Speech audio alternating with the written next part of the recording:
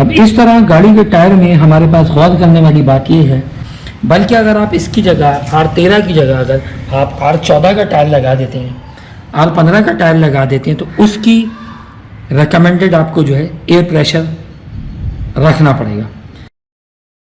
आप देख रहे हैं एक्टिविटी। एक बार फिर खुशामदीद। आज ड्रिफ्ट एक्टिविटी सीरीज़ में मैं आपसे एक टिप शेयर करने लगा हूँ आपकी गाड़ी या कार की मेंटेनेंस के बारे में। तो आज मैं आपसे बात करूँगा टायर प्रेशर के बारे में। याद रखिए, टायर प्रेशर आपकी गाड़ी का, आपके गाड़ी के मैनुअल के मुताबिक एक डेली मेंटेनेंस की चीज़ होती है। आपको नहीं यकीन आए तो अपनी गाड़ी का आप मैनुअल चेक कर लें। अब गाड़ी के टायर में प्रेशर कितना होना चाहिए? करोला 1300 सीसी XLI GLI या 1600 सीसी आल्टिस, जो थोड़ा बहुत मुझे पता है, उसमें 30 पाउंड्स एक टायर में LBS कहलाता है, एक टायर में आती है। ऑल्टो का टायर छोटा होता है उसके मुकाबले में, तो उसमें कितनी आती होगी? 20 आती होगी, 25 आती होगी। कभी आपने रक्षा के टायर के बारे में देखा है? वो तो शायद ऑल्टो से भी थोड़ा छोटा होता है। मैं बात कर रहा हूँ 2019, 20, 21 की लेटेस्ट मॉडल 660 सीसी ऑल्टो की एज एग्जाम्पल पाकिस्तान में। अब रक्षा का टायर उससे भी छोटा होता है, तो उसमें तो बिल्कुल ही 15-20 पाउंड आने चाहिए, जबकि हकीकत ये है कि उसमें करोला से भी ज़्यादा हवा आती है। इसी तरह ये मेरे पास आल्टो है, मैं आपको दिखाता हूँ। अब आए हम पहले इसका टायर का साइज़ देखते हैं ना।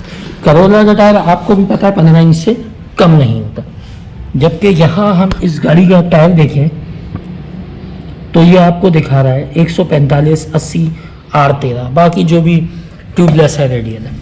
वैगन आर में भी यही लगता है। अब इसमें प्रेशर कितना होना चाहिए,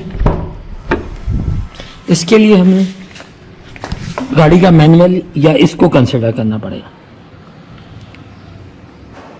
आप गौर करिए, 145 R13 36 पाउंड्स। जो गाड़ी में वो बताएंगे आपने वही करना है, अपनी मर्जी से नहीं करना। वीडियो में आगे बढ़ने से पहले ये मैं बता दूं, मेरा चैनल एक्टिविटी है। सुबह से शाम तक हमारी ज़िंदगी में जो कुछ होता है वो मुख्तलिफ़ चीज़ों पे मैं वीडियो बनाता हूँ। मुझे इंटरेस्ट है और शेयर करना मुझे अच्छा लगता है। अगर आपको मेरी कोशिश पसंद आए तो सब्सक्राइब करें, लाइक करें, कमेंट करें। अगर आपको नहीं भी पसंद आती है, आप आ गए हैं, देख रहे हैं, गुजर ही रहे हैं, तो जाते जाते कमेंट कर दें। आपके कमेंट से किसी का फ़ायदा भला हो जाएगा, सीखने का मौका मिलेगा, और आइंदा इंशाल्लाह मैं बेहतर करने की कोशिश करूँगा। अब इस तरह गाड़ी के टायर में हमारे पास गौर करने वाली बात यह है कि गाड़ी में ऑल्टो में यूरो टाइकून जनरल का टायर लगा हुआ है कि हमें ना सिर्फ वो स्पेसिफिकेशन पे नज़र रखना है जिस पे कि मैन्युफैक्चरर ने रिकमेंड किया है, बल्कि अगर आप इसकी जगह R13 की जगह अगर आप R14 का टायर लगा देते हैं, R15 का टायर लगा देते हैं, तो उसकी रिकमेंडेड आपको जो है एयर प्रेशर रखना पड़ेगा। आसान और अच्छा हल ये है इसके लिए कि आप रोज़ाना जब भी गाड़ी चलाते हैं तो वहाँ पे जाएं, पेट्रोल पंप पे, वहाँ से एयर प्रेशर चेक करें।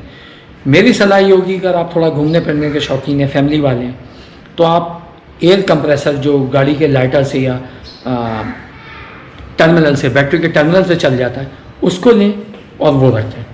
अब इसके मैं आपको फ़ायदे बताता हूँ। मतलूबा रिक्वायर्ड, चाहे आपकी स्टॉक गाड़ी का असल टायर हो या आपने जो टायर लगाया है वो टायर हो, उसके मुताबिक, रिक्वायरमेंट के मुताबिक अगर आप हवा रखेंगे तो आपको जो फ़ायदे होंगे वो, पहला, आपकी फ्यूल की मतलूबा एफिशिएंसी।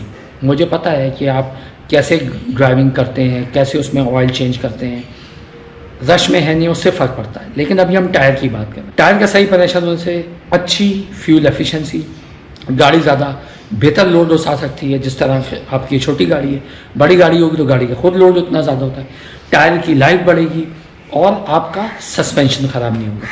उम्मीद है आपको मेरी ये छोटी सी सलाह, छोटा सा आइडिया पसंद आएगा, जो यकीनन आपको मालूम है, बस हमारे जहन से निकल जाता है। चलें जी,